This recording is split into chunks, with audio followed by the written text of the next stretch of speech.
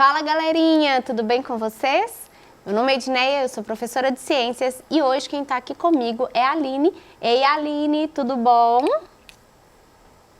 Hoje também temos uma convidada muito especial para continuar falando sobre o assunto fontes de energia. Quem é minha convidada hoje? Ziza Aguiar. Muito bem-vinda, Ziza. Obrigada pela sua companhia mais uma vez aqui comigo. Muito obrigada, Edneia. Muito obrigada, aluno, pela oportunidade. Vamos, então, juntar geografia, consciências e as nossas vivências sobre o consumo de energia. Ótimo. Então, vamos lá. Pessoal, essa aula é dedicada, então, ao 8º ano do ensino fundamental. E nela nós iremos trabalhar a habilidade de identificar e classificar diferentes fontes renováveis e não renováveis. Na última aula, né, Ziza, nós falamos quais eram essas fontes de energia e agora nós vamos falar um pouco mais sobre os impactos que essas fontes causam, né? Então, os tipos de energia que elas vão gerar para a gente, os que são utilizados, por exemplo, nas residências, comunidades, isso aqui tudo a gente vai trabalhar ao longo da nossa aula, focando em impactos ambientais gerados por essas fontes de energia. Então, vamos lá. Primeiro, vontade. Né? De onde vem a energia que nós utilizamos? Nós, na última aula, até já começamos a conversar sobre isso.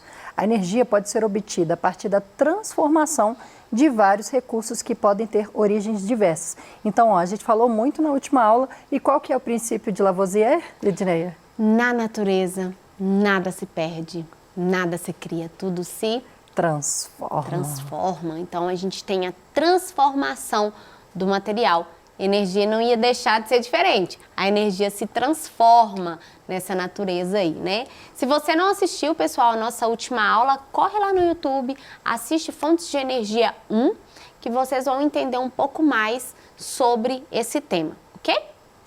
E uma coisa, quando a gente pensa em energia, a gente só pensa na luz, né? Quais fontes de energia a gente tem? A gente tem diversas formas dessa energia ser expressada. No momento que a gente move um carro, por exemplo, ele vai ter um combustível. O nosso corpo se movimenta, nós fazemos funções fisiológicas, desenvolvemos essas coisas, porque existe energia no nosso sistema também. Então, o vento fornece energia, passagem de qualquer que seja o corpo na natureza, nós estamos falando de que existe alguma coisa que gerou uma propulsão daquele movimento.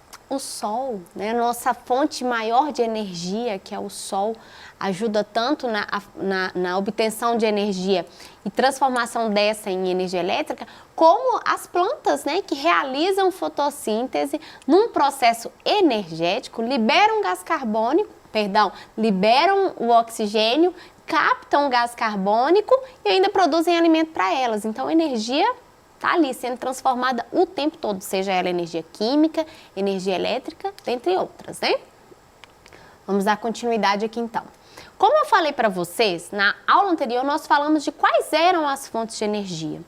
Na aula de hoje, nós vamos focar principalmente nos impactos. Então, vamos falar um pouco mais sobre as desvantagens da utilização dessas fontes de energia, sejam elas renováveis e não renováveis. Sim, é possível falar que existem desvantagens até mesmo nas fontes de energias que são renováveis. Energia limpa também gera impacto, gente. Infelizmente, tudo vai gerar impacto.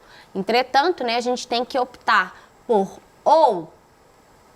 utilizar fontes de energia limpa, né, que gerem menos impactos, ou então a gente tentar diminuir esses impactos ao longo dessa geração de energia aí.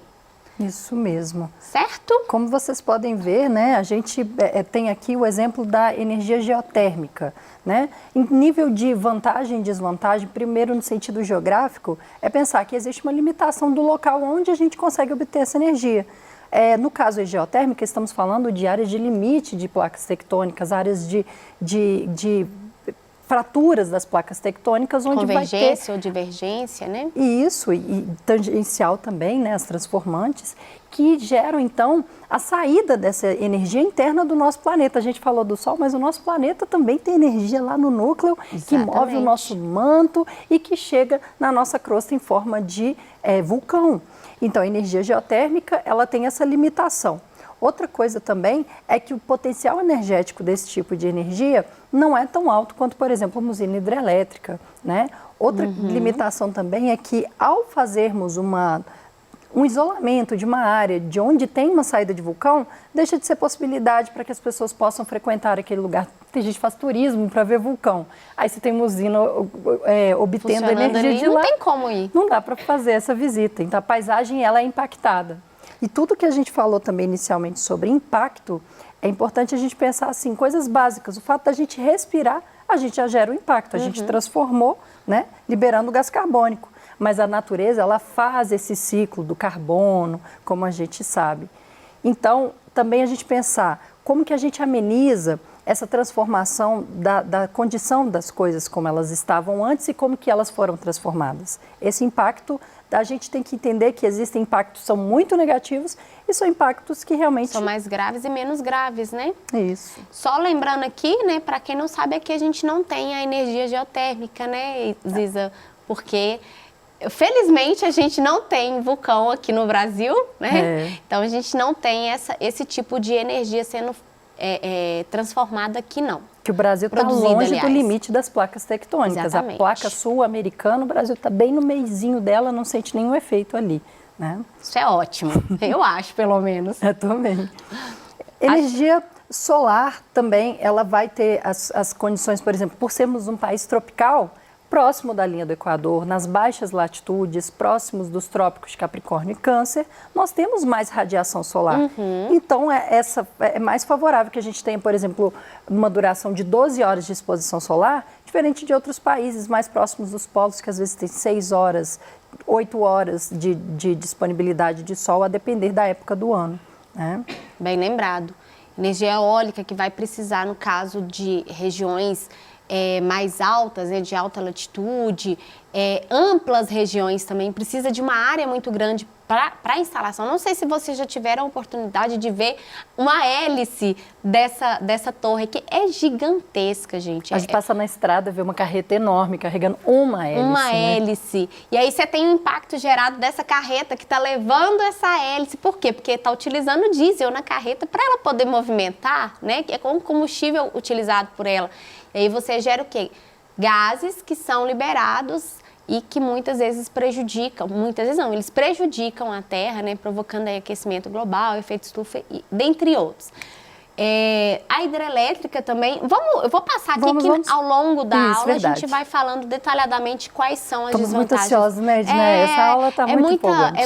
É muita emoção, gente, é muita vontade de falar, sabe? A gente começa aqui, empolga e esquece que tem mais aula aqui pela frente. Vamos lá. Na energia eólica e a solar, nós colocamos aqui algumas desvantagens. Começando aqui, olha só. Opa, tem que pegar o lápis, senão não vai funcionar não. O alto custo. É verdade isso, Ziza? É verdade, é altíssimo, porque estamos falando de uma tecnologia que ela é muito sofisticada. Normalmente são grandes empresas que investem nisso. Então, para ter um investimento de uma energia eólica, realmente você tem que contratar um sistema bem amplo. Além disso, esse alto custo na própria manutenção. A implantação é cara e a manutenção também. Imagina a segurança que você deve garantir para o funcionário, para fazer uma lubrificação dessas hélices, para fazer a segurança de que todo cabeamento chegue na rede de energia. A distribuição da própria energia, né? Sim. É alto. O custo das duas, né? Tanto solar quanto a eólica, ainda são bem altos. Então, o que faz com que elas cresçam ainda bem devagar, mas elas estão crescendo. Então, e tem uma coisa muito legal também. Politicamente, quando a gente vê subsídios, programas de apoio das nossas companhias de energia, você, né, a sua família, pode, por exemplo, uma área da fazenda ou um grupo de vizinhos na cidade podem utilizar essas parcerias com empresas ou então com o governo, com as companhias de energia, e você pode, ao invés de ter que pagar a conta de luz, você tem um crédito de energia, porque você fornece para todo o sistema de energia. Quando mexe no bolso aqui, todo mundo gosta, né? Adora sobrar um pouquinho aqui, eu pelo menos adoro. E quanto mais esses tipos de fonte, seja a solar, a eólica, elas têm a vantagem de que quanto mais a gente começa a aderir, mais as tecnologias ficam acessíveis. Verdade. Mais Maior a empresas demanda, querem investir, né? mais oferta. Mais oferta. Quanto maior a oferta, maior a demanda. Ou é o contrário? Quanto maior a oferta... Não, você tem que falar com relação ao preço. Verdade. Se você está ofertando mais, o que vai acontecer? O preço, ele vai diminuir, né? Se você tem mais demanda, o preço, ele vai ficar mais alto. Verdade.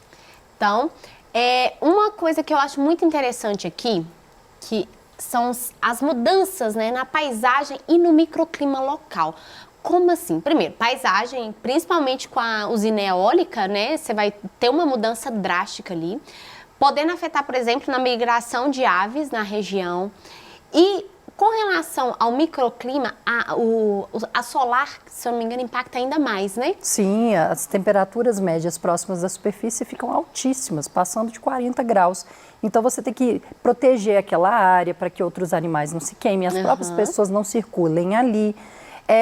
Realmente, microclima aumenta muito.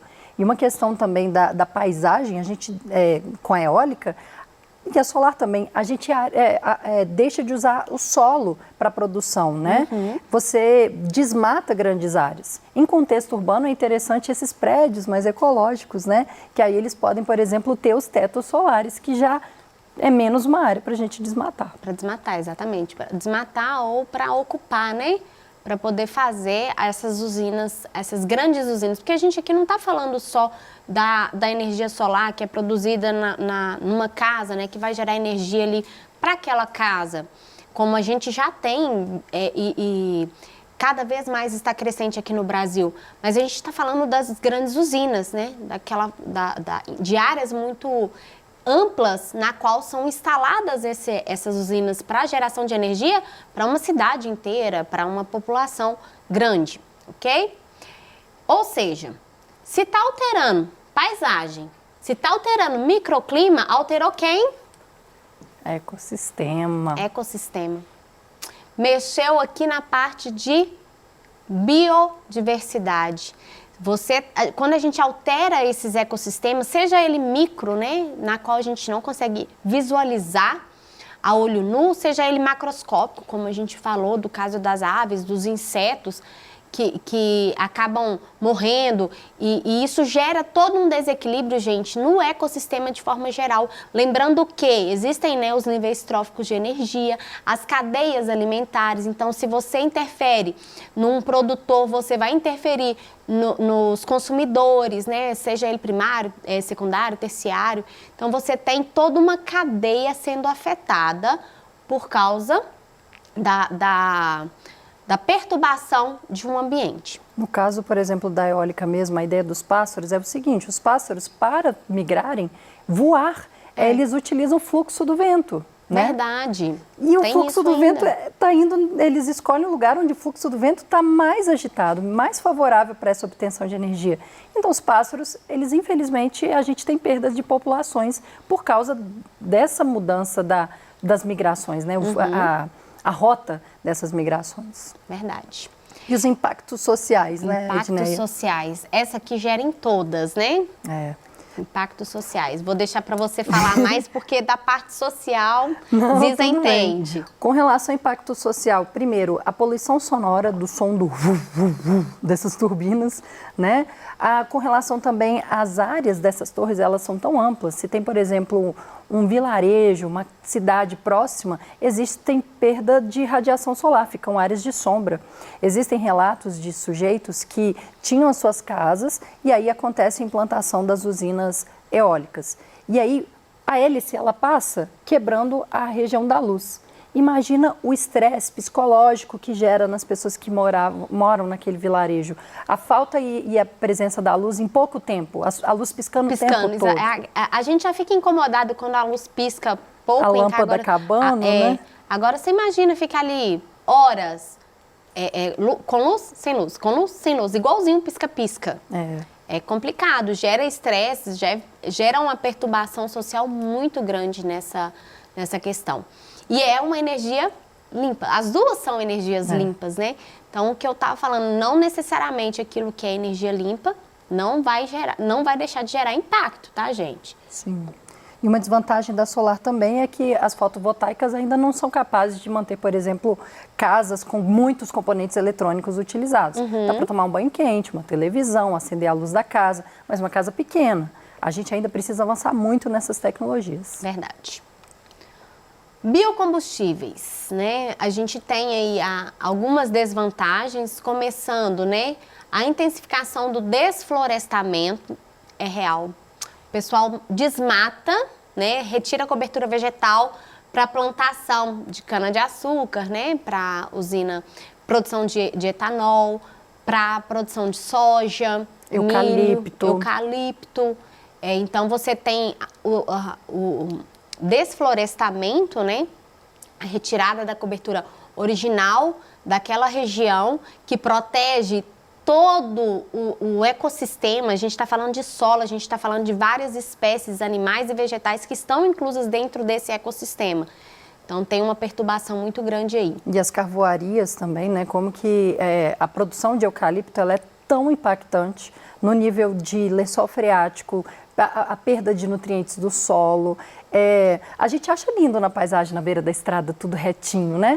Mas o eucalipto ele gera muito impacto e reverter isso, recuperar essa diversidade desse solo nem sempre é possível. Mais uma vez, né? Interferência no ecossistema, os impactos sociais também são grandes, impactando também, às vezes, na economia local, né, Ziza? Esse tipo de fonte. Hidrelétricas. Essa aqui, gente, impacto social nela é o que a gente mais fala, né? Social e ambiental, tá? Começando, ela pode provocar erosões, só para começar.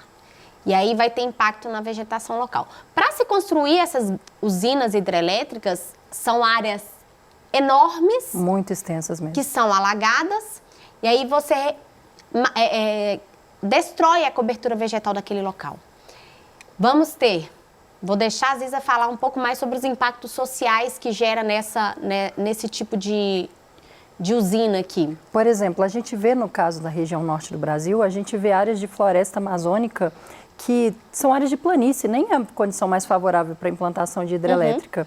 E essas planícies, ou seja, pelo fato de não ser uma área muito canalizada desse rio, ela acaba sendo muito ampla. Então, são hectares e hectares de áreas que vão ser inundadas. Áreas de florestas, né? Mas também áreas de aldeias, de sítios arqueológicos que às vezes não foram totalmente investigados, quilombos, povos tradicionais ribeirinhos.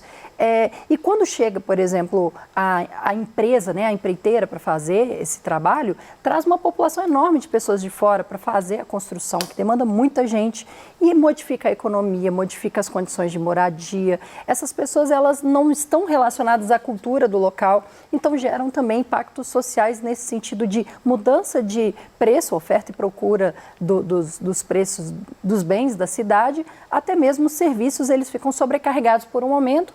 Alguns desses trabalhadores gostam de lá e permanecem, outros vão embora e gera, assim, né, um esgotamento, assim, de repente todo mundo olha, acabou, e aquele tanto de gente que estava aqui, o que aconteceu?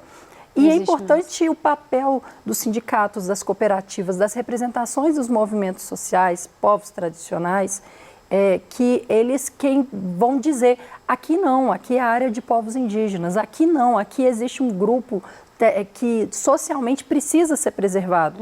E até mesmo em nível de história dessas pessoas. Se você, por exemplo, está há gerações, a sua família vive naquele vilarejo, ele vai ser inundado, às vezes são cemitérios, igrejas, áreas, territórios simbólicos muito importantes para as populações.